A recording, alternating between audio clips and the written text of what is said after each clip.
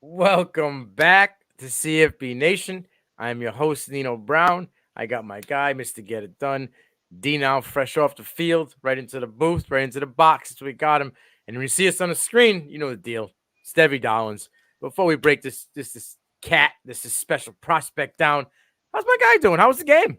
It was great. I mean, I had to rock the. Granted, this one didn't play, but still, Darius Taylor. He ate all afternoon, so it was a great game. PJ Fleck. The kid hasn't played since week 8. You give him 13 touches in the first quarter. Okay, my man, right? He's from Detroit, too, and he said, like, all he wants to do, 100 yards and a touchdown in this bowl game in front of his family. And so, I mean, got to get the kid at least. I think he had 150 before the touchdown. So I mean, it's going to be interesting to see him and, say, Bangarang next year as a 1-2 combination. So, all right. We're going to talk about, obviously, you see him on the screen. He's a guy, and we're talking about Ohio State wide receivers. Brian Hotline just pumps them out, develops them, sends them to the NFL, and they just ball out. This gentleman is Carnell Tate, 6'2", 185 pounds. He's a 4-star recruit coming out of IMG Academy out of Bradenton, Florida. He was a top 10 wide receiver in the 2023 class. It got a little disrespected, I think. 2 of his teammates were ranked higher than him, and Brandon Innes and Noah Rogers, still trying to sniff the field.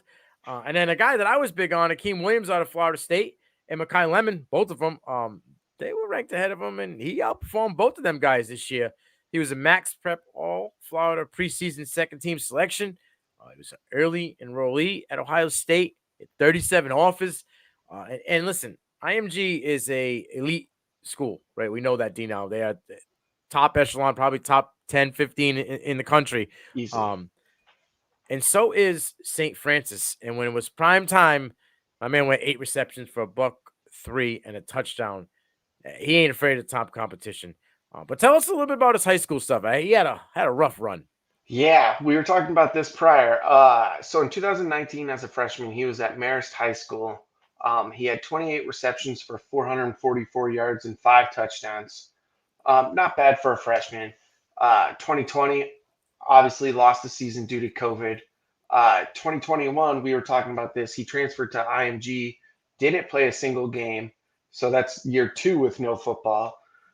2022, his senior year, he played 8 games, had 37 receptions for 750 yards, 8 touchdowns. He averaged 20.3 yards per catch, and he returned a kick for a touchdown in the preseason for IMG and showed he's more than just a one-trick pony. But what I want to hit is that we were actually talking in the green room, like, okay, 750 yards, 8 in 8 games, meh. But some behind the scenes, I think you said the team total only had 1,400 yards passing. Yeah, it was between the 2 quarterbacks, it was 1,400 yards, and then the Winston Watkins Jr. threw a couple passes for like 60 yards, who's a wide receiver. So it's like the top QB had 1,000 yards, and he had 780 of it. So it's like, yeah, you're looking at 80%. That's a lot better than it actually looks. Yeah, and in an 8-game span. So like, I mean, listen. They all knew, right? Ohio State ain't going after chump, so the small numbers, it jumped off the screen to them as well. The talent was there. But yeah, the kid kind of got screwed with that COVID year and then like the transferring and not playing. I wonder what happened there, if it was a late transfer and that's why he couldn't, play, or if he came in the season was already started and by that time they like denied him, but whatever it may be. The kid did his thing, and it seems like he's going to be doing his thing on Saturdays for the next couple of years. But what I saw that jumps off the page to me, the kid's a natural playmaker, right? It was a small sample size this year, but he just is a natural playmaker. He has, I think, elite body control. I watched him in the All-American game and in the practices. This kid's twitchy, right? He's got good ball tracking skills, great field awareness. I call him Pirelli tires, right? Because he can stop and go with the best of them. He leaves them. Like, he leaves dudes in the dust, bro. I watched it. I'm like, oh, man. You'll see it if you watch the intro. My man in Western Kentucky, he left that DB duck, dude. He just hit him with a two-step real quick. Dude froze. Next thing you know, he's got, two-step on him going for the tutty. So he's got a lot of talent. He's twitch. I like him. What did you see? Yeah, so obviously, first thing I saw, he didn't get to show it as much at Ohio State this one year, but he's an alpha. He's the number one receiver, hands down. Yeah. Um, he's got really soft hands, and not only are they soft, is he gets them where they need to be super fast. Um, he is a contested catch machine. Doesn't matter 1, 2, 3 DBs on you.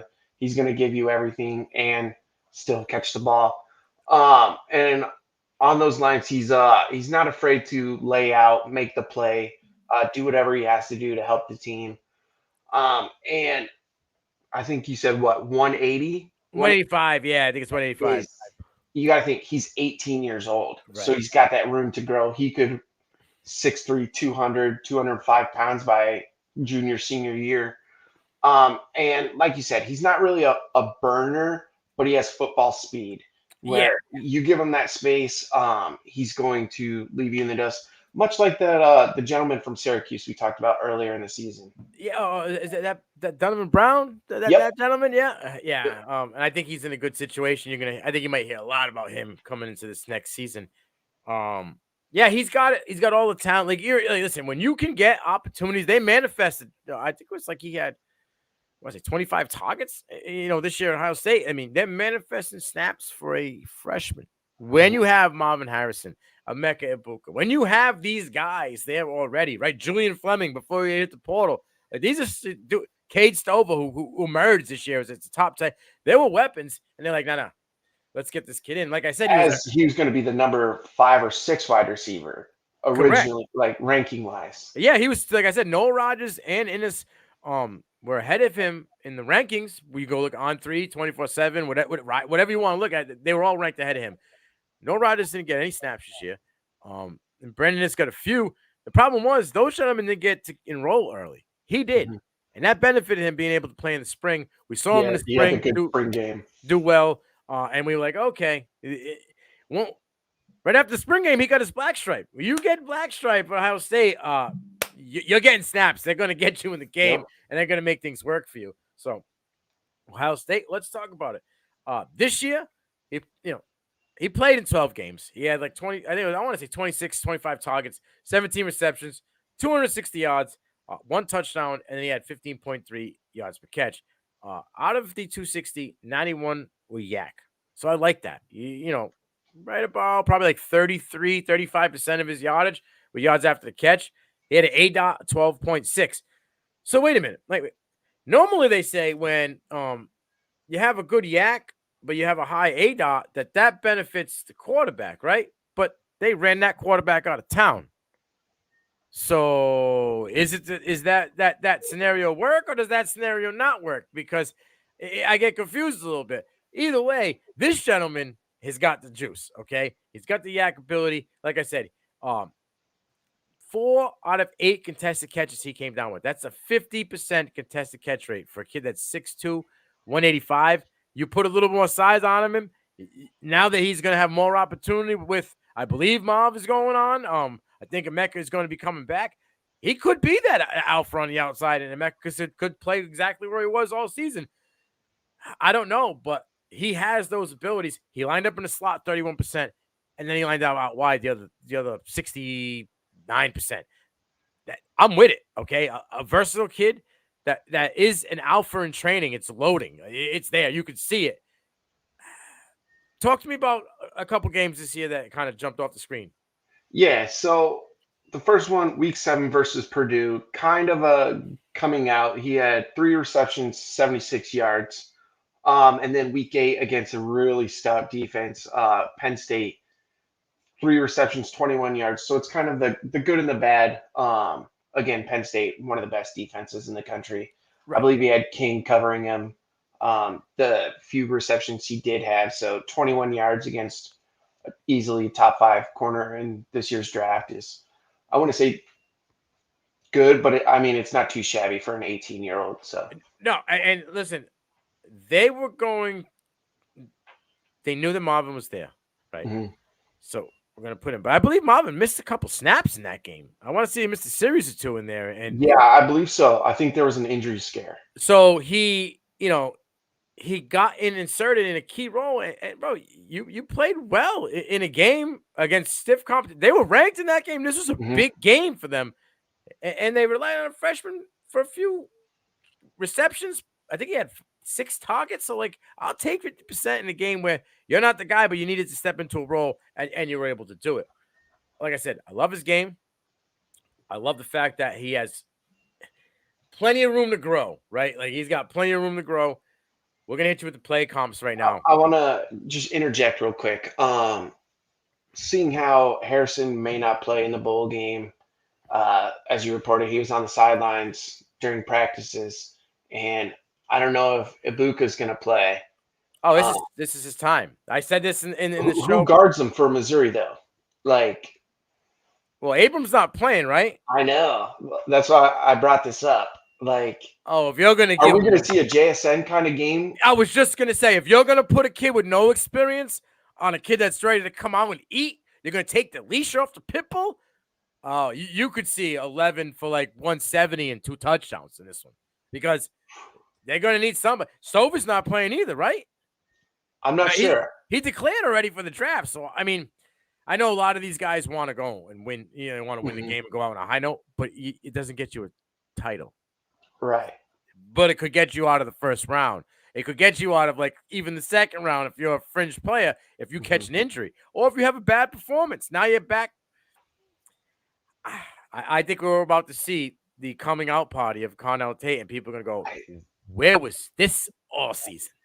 Yeah, I mean, as someone who lives in an Ohio State household, there'd be some very happy people if that happened again. We mentioned Fleming hit the portal, so he's not playing either. Yeah, like they won't have. So it'll be Tate, Ennis.